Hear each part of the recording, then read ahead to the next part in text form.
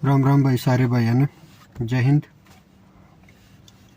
भाई आज बात कर रहे हैं हम आपके जो सिलेबस है उसके लिए किताबों के बारे में कि कौन कौन सी किताबें मेरे हिसाब से बता रहा हूँ मैं, क्या पता किसी को सही लगे ना लगे, वो आपकी मर्जी है भाई, आप अपने हिसाब से देख लेना। बाकी तो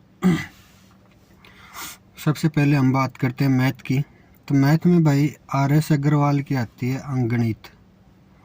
शायद मेरे हिसाब से तो अगर आप इसको एक दो बार निकाल लिए तो मेरे हिसाब से तो इससे बाहर कोई क्वेश्चन जाएगा नहीं, चाहे कोई भी एग्ज़ाम हो, रेलवे की डी ग्रुप की हो, SSC GD की हो, RPF कांस्टेबल की हो, CISF ड्राइवर की हो, SSB ड्राइवर की हो, जिसमें भी मैथ आएगी, सिपाही रैंक के लिए बता रहा हूँ मैं, तो RS अग्रवाल की जो ये बुक है, इसके अलावा मेरे हिसाब से तो कोई क्वेश्चन आएगा नहीं, क्योंकि ये मेरा पर्सनल एक्सपीरियंस है, मैंने खुद ने यही पढ़ी थी। तो इसको जितना हो सके 2-4 बार आप प्रैक्टिस करोगे, 2-3 बार कंप्लीट करोगे तो इससे बाहर कोई क्वेश्चन नहीं जाएगा। और अगर बढ़िया से आपने इसकी तैयारी कर ली तो शायद इसमें से आपको मैथ में से तो कोई नंबर कटेगा भी नहीं। इसमें वो सारी दे रखी है पर्सनालियाँ जो भी एग्ज़ाम में आती हैं, नॉर्मली पूछी जाती हैं, वो सारे इसमें टॉपिक हैं।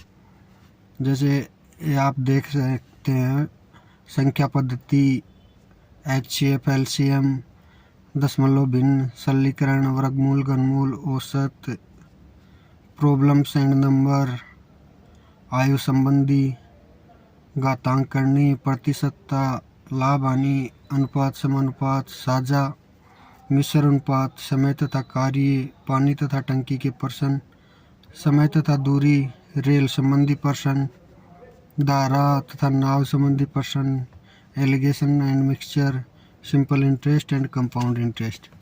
इसके अलावा भी एक दो प्रश्नावली और रहती है। बाकी जहाँ तक मैंने भी इतनी काफ़ी सारी एग्ज़ाम दी थी, तो उसके हिसाब से मैं बताता हूँ कि इससे बाहर शायद ही जाए, क्योंकि मेरे पास सिर्फ एक यही बुक खरीदी थी मैंने जब तैयारी करना शुरू किया था, तो लास्ट तक आज भी यही बुक है। तो भाई अंकगणित के लिए तो सबसे बेस्ट बुक रहेगी, और बाकी आप देख लेना अपने हिसाब से जो आपको अच्छी लगे। इसके बाद में हम बात करते हैं GK की। तो इसका CISF ड्राइवर का पेपर जो है वो CISF खुद ले रही है, ना कि SSC ले रही है। तो CISF जो भी पेपर खुद कंडक्ट करवाती है उसका लेवल SSC की तुलना में बहुत ही एवरेज रहता है, इतना हार्ड लेवल नहीं रहता जितना SSC का रहता है। तो इसमें आपको GK की तैयारी करने के लिए लुसेंट की एक नॉर्मल बुक ले लो, इसके अलावा आपको ज़्यादा करनी है नहीं। लुसेंट पढ़ लो आप, एक दो बार इसका रिवीजन मार लो, मेरे हिसाब से सबसे बेस्ट है।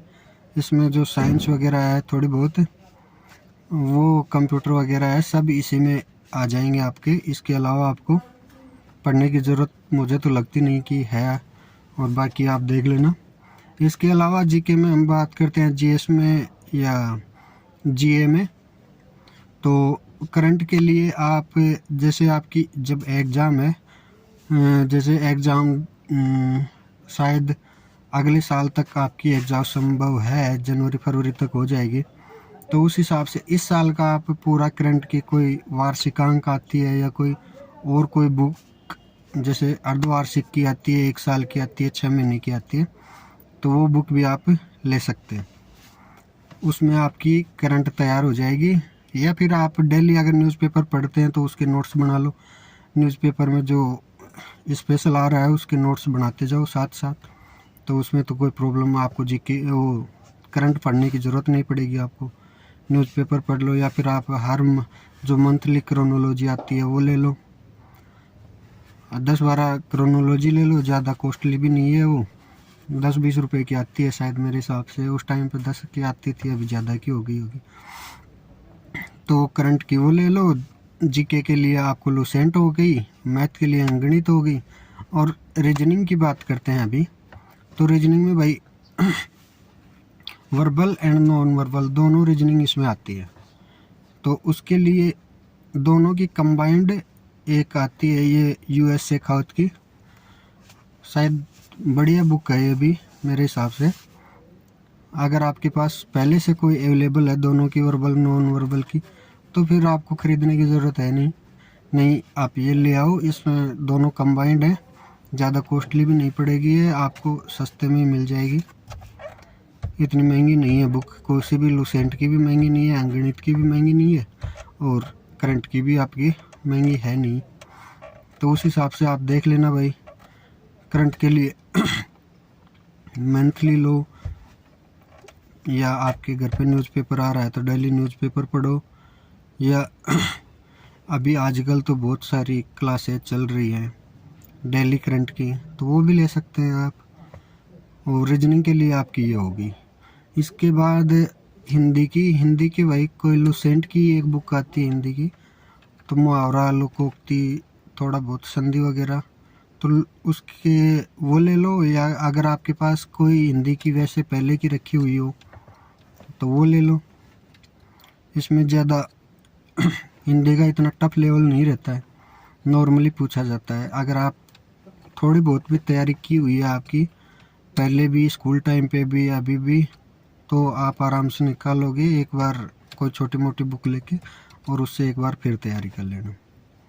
मेन इम्पोर्टेंट है इसमें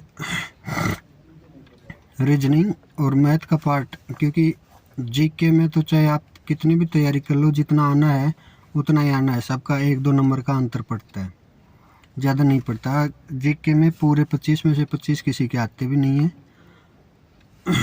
ना, किसी के 10 आते हैं, एवरेज सब रहते हैं, 2-4 नंबर ऊपर नीचे। जो ज़्यादा जीके पढ़ता है उसके 2-4 फालतू हो जाते हैं, जो कम पढ़ता है उसके 2-4 कम आ जाते हैं।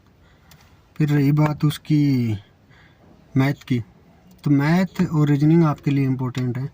हिंदी का और जीके का यही हाल है, हिंदी का भी यही हाल है कि हिंदी अपने नॉर्थ साइड के जो हैं उनके लिए तो हिंदी इतनी ज़्यादा है नहीं, वो कर लेंगे, थोड़ा सा भी तैयारी कर लिए। फिर बाकी जो साउथ वगैरह के हैं उधर के उस साइड के, तो उनके लिए इंग्लिश है, वो हिंदी करेंगे नहीं, वो तो इंग्लिश वाले हैं सारे।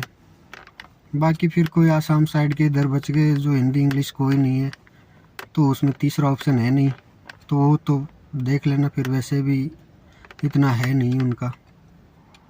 ड्राइवर में आपको 90 क्या, मेरे हिसाब से तो 95% आपको नॉर्थ के ही मिलेंगे सारे ड्राइवर। क्योंकि इसमें एक प्लस पॉइंट है कि इसकी जो मेरिट है वो ऑल इंडिया लेवल पे लगती है। इसमें जो वैकेंसी है वो स्टेट वाइज डिवाइड नहीं होती, ये सबसे बड़ा प्लस पॉइंट है, जिसकी वजह से सारे जितने भी ड्राइवर हैं हमारे बैच में तो शायद 99% नॉर्थ के ही थे, एक आधा कोई साउथ का था, वो भी एक्स मैन था, बाकी कोई था नहीं साउथ का। मेरे हिसाब से शायद 1 या 2 थे, एक ही था, एक्स मैन था वो साउथ का। तो भाई ये आपकी बुक की बात रह गई। और RS अग्रवाल की मैथ निकालो आप, जितना हो सके उसकी प्रैक्टिस करो। और भाई मैथ तो थोड़ी बहुत मुझे भी आती है ठीक ठाक ही, तो अगर किसी भाई को कोई प्रॉब्लम हो तो बताना, मैं सोल्व करने की कोशिश करूँगा जैसे टाइम मिलेगा मेरे को। ठीक है भाई, धन्यवाद, जय हिंद। और हाँ भाई, एक और, आज 14 फरवरी है, 14 फरवरी के दिन आपको पता ही है पुलवामा अटैक हुआ था। तो 2 मिनट के लिए सभी भाई जैसे भी आपको वक्त मिले अपने शहीदों को ज़रूर याद कीजिएगा, चाहे 2 मिनट का मौन धारण ही कीजिए, एक बार ज़रूर याद कीजिए। ठीक है भाई, जय हिंद।